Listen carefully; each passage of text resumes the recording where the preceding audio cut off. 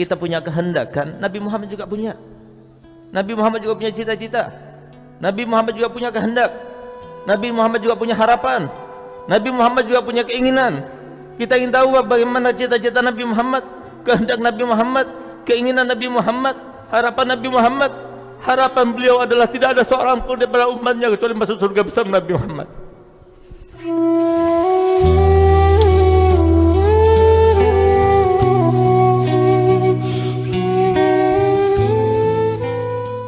Keutamaan Nabi Muhammad terus bersambung kepada kita. Siapa yang berdoa kepada Allah Ta'ala sehingga kita satu-satunya umat yang masih ada hubungan dengan Nabi Muhammad? Kenapa Nabi Muhammad mengatakan dalam hadisnya bahwasanya aku ini sangat tahu dengan nama kalian dan nama-nama orang tua kalian? Bagaimana Nabi SAW tahu? Seorang manajer, seorang bapak Kapolres misalnya, seorang pejabat belum tentu dia tahu dengan nama bawahannya. Tapi Nabi Muhammad, beliau katakan, aku tahu dengan nama kalian semuanya dan nama orang tua kalian. Kenapa? Karena Nabi Muhammad telah berdoa. Walaupun Nabi Muhammad sudah meninggal dunia, tapi ada hubungan dengan umatnya. Untuk apa? Untuk selalu mendoakan. Sehingga apa yang diminta oleh beliau, yang kemudian diijabahkan oleh Allah Ta'ala, sehingga setiap hari Kamis ketika catatan amal ibadah kita ditutup, kemudian disodorkan pada Allah, sebelumnya disodorkan dulu kepada Nabi Muhammad. Wajib disodorkan dulu kepada Nabi Muhammad.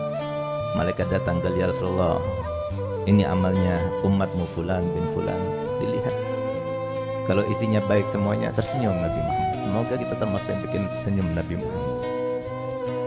Tapi kalau ternyata satu minggu ini kita banyak melakukan dosa, Nabi Muhammad mengangkat tangannya, lalu Nabi Muhammad, Allah maghfirlahu, ya Allah ampunilah dosa-dosanya. Setiap minggu kita dapat doa dari Nabi Muhammad. Adakah seorang alim, seorang guru yang mengingat kita sampai sebegitunya? Kecuali Nabi Muhammad, kecuali Nabi Muhammad, kecuali Nabi Muhammad. Nabi kita Muhammad adalah seorang nabi, nggak pernah tersenyum kecuali untuk kita. Bahkan Nabi Muhammad berkorban untuk biologis kita, kebutuhan kita. Sehingga suatu waktu pernah Nabi SAW melaksanakan sholat subuh dalam keadaan lambat gerakannya. Bahkan ada bunyi-bunyi entah dari mana berasalnya. Setelah beliau melaksanakan sholat rampung, kemudian sahabat-sahabat yang besar datang kepada Nabi Muhammad, mengelilingi Nabi Muhammad. Ya Rasulullah, apakah engkau sakit? Begitulah para sahabat Nabi, sangat risau, galau pikirannya kalau sudah terkait dengan Nabi Muhammad, dan senang gembira kalau melihat wajah Nabi Muhammad bergembira. Tidak, aku tidak sakit, tapi kami melihat gerakanmu sangat lambat ya Rasulullah, enggak seperti biasanya. Bahkan kami dengar ada suara bunyi-bunyi di dalam tubuhmu, aku tidak tahu dari mana asal bunyi-bunyi itu ya Rasulullah. Kemudian Nabi Muhammad berdiri, dibuka bajunya, ternyata Nabi Muhammad mengikat perutnya dengan 3 batu. Maka kemudian ditanya, kenapa ya Rasulullah engkau ikat perutmu dengan 3 batu itu?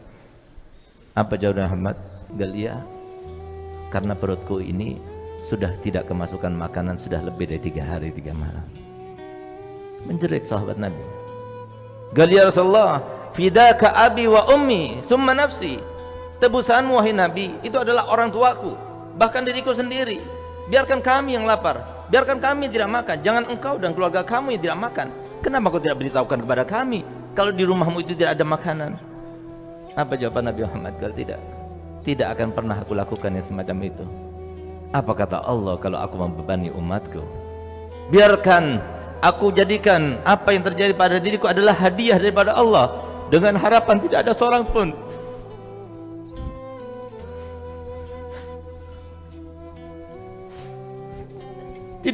pun daripada umatku yang tidak bisa makan 3 hari 3 malam. Nabi Muhammad sudah mau mengorbankan dirinya untuk beliau, cukup beliau saja yang tidak makan 3 hari 3 malam. Bahkan diriwayatkan bahwasanya beliau 2 bulan berturut-turut sebelum akhir meninggalnya, di akhir-akhir umurnya, 2 bulan berturut-turut itu tidak ada api yang menyala di rumahnya. Yang dimakan itu cuma kurma dan air. Kenapa Nabi Muhammad mau rela semacam itu? Pertanyaannya, kenapa Nabi Muhammad rela seperti itu? Jawabannya adalah supaya umatnya yang miskin jangan kecewa.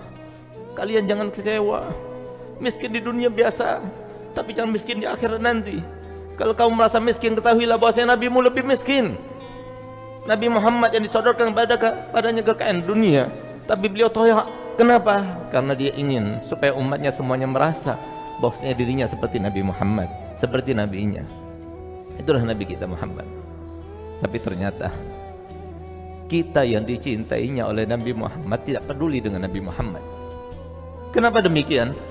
Kenapa saya katakan banyak sekarang umatnya yang dicintai oleh Nabi Muhammad, diperhatikan oleh Nabi Muhammad, dipedulikan oleh Nabi Muhammad, didoakan oleh Nabi Muhammad, baik di masa hidupnya, setelah meninggalnya. Bahkan pertama kali ucapan yang keluar daripada beliau setelah dibangkitkan nanti adalah ummati, ummati. Tapi ternyata kita tidak perhatian dengan Nabi Muhammad. Kenapa saya katakan demikian? Karena Nabi Muhammad manusia biasa sama seperti kita. Sebagaimana kita punya cita-cita kan? Kita punya keinginan kan? Kita punya harapan kan? Kita punya kehendak kan? Nabi Muhammad juga punya. Nabi Muhammad juga punya cita-cita. Nabi Muhammad juga punya kehendak. Nabi Muhammad juga punya harapan. Nabi Muhammad juga punya keinginan. Kita ingin tahu bagaimana cita-cita Nabi Muhammad, kehendak Nabi Muhammad, keinginan Nabi Muhammad, harapan Nabi Muhammad. Harapan beliau adalah tidak ada seorang pun daripada umatnya kecuali masuk surga bersama Nabi Muhammad.